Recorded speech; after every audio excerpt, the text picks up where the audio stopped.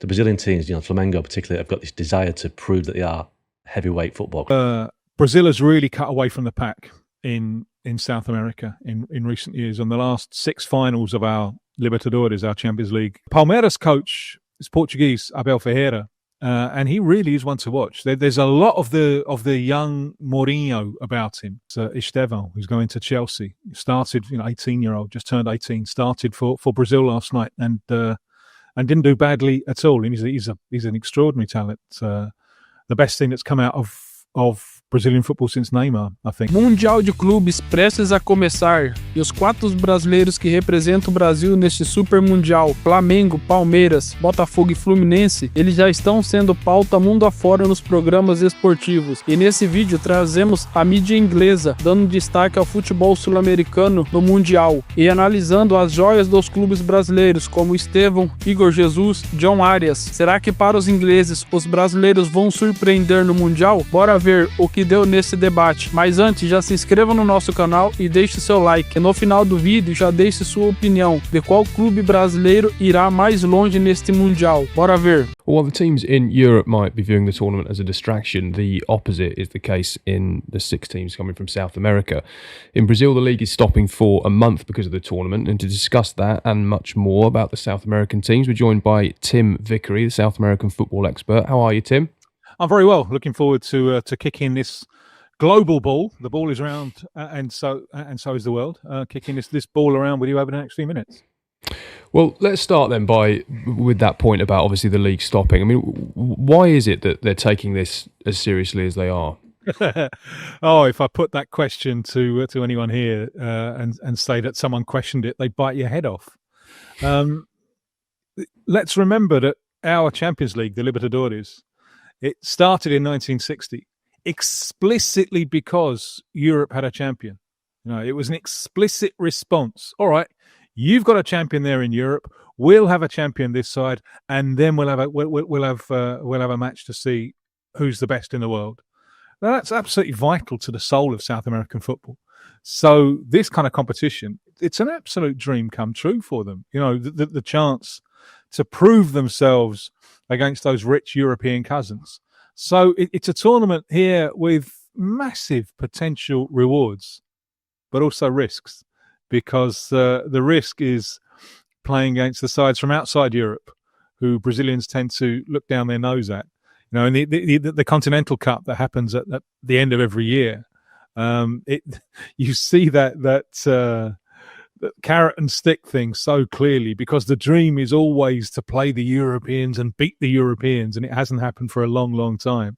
Last time it happened was Corinthians beating Chelsea in 2012. But the risk is losing the semi-final to a side from outside Europe. So this is a tournament which, for the South Americans, has tremendous possible rewards, both financially and, more important to them, I think, to the fans, in terms of prestige, proving the strength of South American club football. But there is the potential banana skin of losing to sides outside Europe. Just to add to that, Tim, because I was in Doha. I think it was 2019 when Liverpool played Flamengo. I think James, you might have been in Abu Dhabi in 2021. Chelsea beat Palmeiras. Yeah. One thing that struck me both occasions was the absolute huge following that the Brazilian teams had, and I think fans in Europe won't kind of grasp how big it is to teams in South America, especially Brazil. It seems that the Brazilian teams, Flamengo particularly, have got this desire to prove that they are heavyweight football clubs. Well, Argentine teams have sent supporters in mass numbers as well to these games, depending on fluctuations of the economy and the exchange rate. There'll be probably a little bit less support than there would have been were it not for political developments in the United States at the moment, but there will still be mass support. I think it's the South Americans and especially the Brazilians who are right up there at the top of people who've bought tickets for this Club World Cup. Well, Tim, could you just talk us through, for the uninitiated, the 6 South American teams? Well, if Brazil has really cut away from the pack in South America in recent years, on the last 6 finals of our Libertadores, our Champions League, have been won by Brazilians. 4 of them have been all Brazilian affairs. That's unprecedented dominance, and you're really seeing Brazil cut away from the pack. So we've got 4 teams from Brazil and 2 from Argentina. The 2 most serious contenders are Flamengo and Palmeiras. Very strong sides, very, very deep squads, very, very motivated squads. They're the ones to really watch, I think, with the possibility of going all the way in this tournament. Both have interesting coaches. Felipe Luis, a great hope of Brazilian coaches. We haven't had too many top-class Brazilian players turn to coaching. Great contrast this with Argentina. So Felipe Luis, former Chelsea, former Atletico Madrid left-back, he's got a very, very deep squad there at Flamengo. The Palmeiras coach is Portuguese, Abel Ferreira, and he really is one to watch. There's a lot of the young Mourinho about him, both in terms of his brilliance as a coach and maybe excesses of behaviour as well. And he can always find a plan. He's very, very, very impressive. So the strongest 2, I think, are Flamengo and Palmeiras. Botafogo are the reigning Brazilian and South American champions, but they've sold a few players. They're going to be selling more after the Club World Cup, and I don't think they're as strong as they were last year. Fluminense, I think, of the 4 Brazilians are probably the weakest. Although they have 1 or 2 interesting players, but I'd be surprised if they go really deep into the competition. For the Argentine sides, it's the big 2, River Plate and Boca Juniors. Boca are in a real mess. They've had a terrible time. Just bringing in a new coach, meet the new coach, same as the old coach. He's back for his 3rd spell. He's the coach who led them to their last Libertadores triumph, Miguel Angel Russo, back in 2007. So I think there's a fear that Boca might be humiliated. I don't think that's going to happen. I think they'll close ranks and make sure they're solid, but it's hard to see them going all the way. River Plate, very deep squad. Marcelo Gallardo, the coach, is extremely highly rated. His 2nd spell hasn't been anything like as glittering as his 1st spell so far. They have some interesting players, but I'll be interested to see if they can balance a desire to attack with the necessity to defend at the level at which they'll be competing over the next few weeks. I think a lot of European fans in particular will be looking forward to watching some of the South American teams and trying to pick the next, South American gem who's going to move to Europe and be the next big thing. Is there any players in those teams who have qualified who you think may use this tournament as the stage to kind of really, bring themselves up into public consciousness? Well, there's a couple there who are already moving to Europe straight afterwards. The big one is Estevão, who's going to Chelsea. He started, 18-year-old, just turned 18, started for Brazil last night and didn't do badly at all. And he's an extraordinary talent. The best thing that's come out of Brazilian football since Neymar, I think. And another one who's moving to the Premier League straight after the tournament is the Botafogo centre forward, Igor Jesus. Who's a wonderful all-round centre forward, gives you so many things. It's a fantastic story, Igor Jesus, because he was in the Arab Emirates, a virtual unknown, not even a household name in his own home, I think. But Botafogo, whose scouting is very, very good, they picked him up when his contract was up, so they picked him up on a free. They unveiled him last July, and by September he's playing for Brazil at centre forward. And he's not in the current Brazil squad, but Ancelotti saw him last week. One of the finest individual performances you could hope to see from a centre forward. So it wouldn't surprise me if he's going to get back in the Brazil squad. He's off to Nottingham Forest after the Club World Cup. So those are a couple of players who supporters are going to be very, very interested in. Another one who's hitting a lot of headlines, 17, turns 18 in August and made his Argentina debut last night.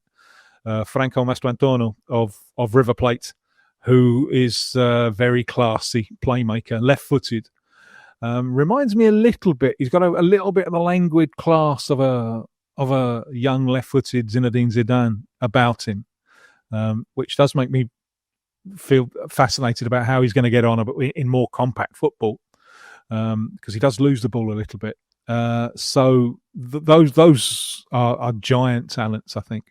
all of them. And Master Antonio is on everyone's shopping list at the moment, especially Real Madrid's. There are a few others. Boca, little holding midfielder called Milton Delgado, who's good at receiving under pressure, playing out from the back. So it's just simple little passes to keep it ticking over. So I think in the Boca side, he's certainly one to watch. The Flamengo right back, Wesley, in the national team squad. A little bit of an old-fashioned Brazilian attacking right back, bullet quick. Got some attacking talent. I think people will be interested in him. Which teams have we got left? I think we've only got Fluminense left. Fluminense, it's a player who surprises me that he's not in Europe already, and it may be because of his age, because he's already mid-20s. Little stocky Colombian midfielder, his first choice for Colombia, called Jhon Arias, who can play as a winger, plays for Colombia more as a central midfielder. And if you remember, if you saw that intercontinental final between Man City and Fluminense, he was the one who stood out. He carried the fight to Man City. Turns so well, stocky little figure, versatile. It's surprised me that, and I think it's come as a surprise to him as well, and a negative surprise that he hasn't been snapped up by Europe already. Maybe this will be a big chance for him to put himself in the window. Rob and I were talking earlier, Tim, about I think the first iteration of this tournament was back in 2000 in Brazil, when Manchester United and Real Madrid played over in Brazil, and United played Vasco da Gama, and two greats of Brazilian football from basically come back to Brazil, Romario and Edmundo, to help Vasco in that tournament. Now, I don't think there's as many superstar veterans that are playing, but there are one or two that are playing in South America this year. I think Cavani's the main one. Yes, although he's been struggling, he's been having a hard time. Edison Cavani. I was there in the stadium for that one. And Romario would have been back in Brazilian football really for about 5 years. Then he'd had one or two little gallivants off, and Edmundo had a little spell with Fiorentina, which didn't end too well when he forced his contractual right to come home for Carnival when they had a striker crisis. And a key thing about that tournament was, and it was played in just intense summer heat.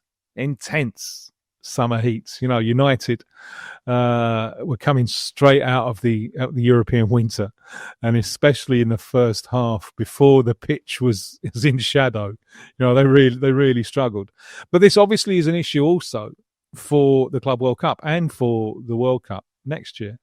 And I remember the Copa America held in the States last year, and this time round, we've got some considerably earlier kickoff times than we had for the Copa America. But in one of the earlier games for the Copa America last year, before half-time, a linesman collapsed and had to be hospitalised because of the heat. He was from Guatemala. Now that's in all of this talk about the Club World Cup, which I think is both on the one hand, I think it's a terrific thing. It's a wonderful thing to get all of the best clubs from different continents together. It's a wonderful thing. On the other hand, you do worry about the demands that are being made on players, and playing it in intense summer heat.